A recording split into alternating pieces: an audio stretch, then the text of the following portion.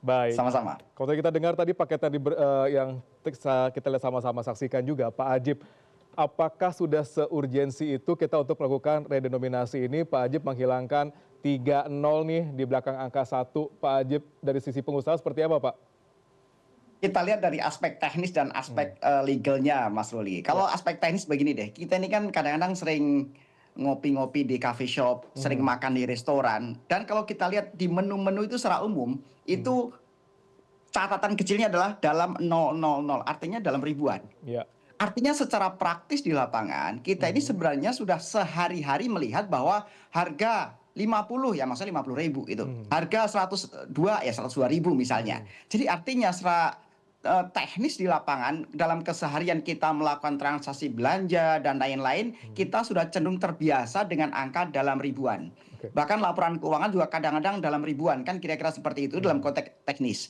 Tapi kemudian yang tidak kalah pentingnya dalam konteks kenegaraan, ini kan kita harus melihat dasar hukumnya dulu sebelum ke teknis sebenarnya, Ya. Mas Ruli. Kalau berbicara dasar hukum, kita lihat di Undang-Undang Dasar 45, perubahannya di pasal 23 huruf B menyebutkan bahwa dalam konteks penentuan mata uang ini kan harus diatur dalam undang-undang. Ya. Dan kalau kita lihat di Undang-Undang Nomor 7 tahun 2011 itu menyampaikan bahwa pecahan mata uang itu memang betul kata Pak Menteri Keuangan ditetapkan oleh BI setelah konsultasi dengan pemerintah. Walaupun kemudian pemerintah ini kan definisinya bisa juga Menteri Keuangan juga yang mewakili aspek-aspek kebijakan fiskal. Jadi ini bauran kebijakan fiskal dan moneter antara Kementerian Keuangan dengan BI. Ya. Ini yang perlu dikalkulasi dengan tepat secara legal permissible-nya.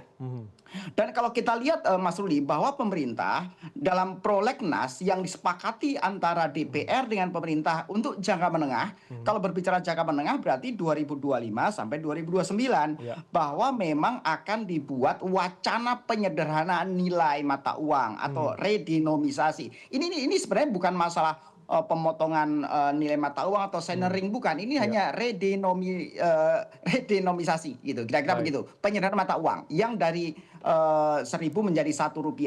Dari sisi Tapi pengusaha memang aman begini, ya sebenarnya Pak Ajib ya? gini, Nggak ada masalah nah ini gitu yang ya? perlu dicermati. Oke. Efek yang paling sangat mungkin adalah inflasi yang berlebih.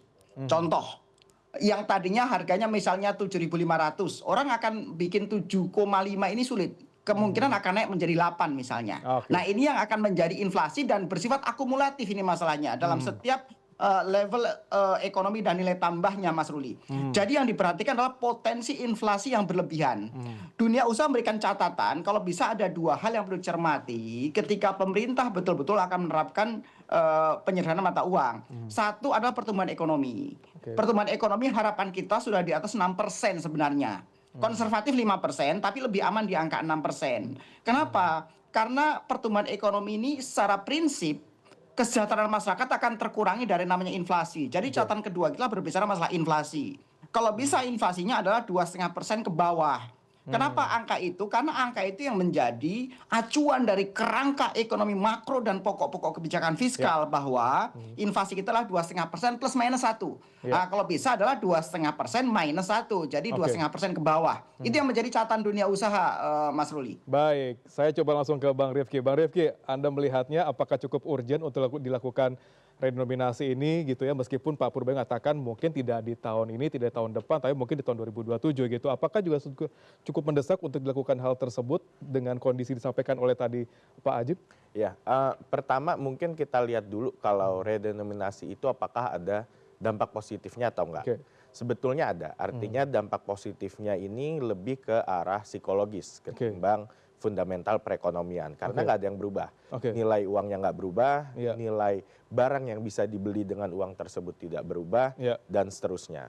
Tapi memang dari sisi pencatatan, dari sisi administrasi, dari sisi transaksi akan lebih mudah. Iya. Nah ini yang membuat kemudian akan ada dampak positifnya. Ya. Nah, apakah kemudian ada urgensi? Sebetulnya enggak juga. Oke. Gitu. Kita sudah terbiasa tadi Pak Ajib sampaikan bahwa di banyak tempat pun kita sudah menggunakan satuan dalam Rp1.000 Ya. gitu, atau bahkan dalam laporan keuangan dalam Rp1.000.000 misalnya. Jadi ini enggak terlalu menjadi isu yang mendesak, dan kita juga tidak dalam kondisi hyperinflasi. Ya. Jadi kalau kita lihat beberapa negara yang melakukan redenominasi, ada Brazil, ada Turki, Turki, Zimbabwe, semuanya melakukan itu di tengah kondisi hiperinflasi yang sangat tinggi. Kita tidak sedang dalam kondisi itu. Jadi ini masalah administratif aja. Nah kalau kita lihat contohnya, misalnya banyak negara lain juga yang mata uangnya besar nggak pernah merasa ada urgensi. Contohnya apa? Japanese yen, Korean won, mereka tetap keep ribuan mereka gitu. Karena memang betul. Jadi memang nggak terlalu menjadi isu. Ini hanya di masalah psikologis saja.